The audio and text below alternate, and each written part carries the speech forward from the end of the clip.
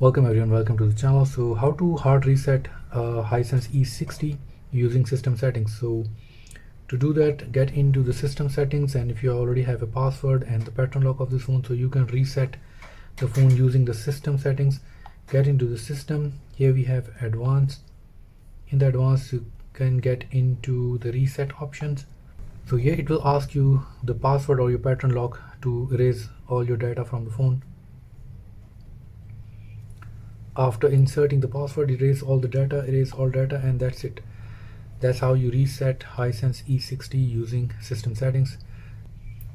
From here it's gonna take a while, so we can wait. Okay, from here you can say start.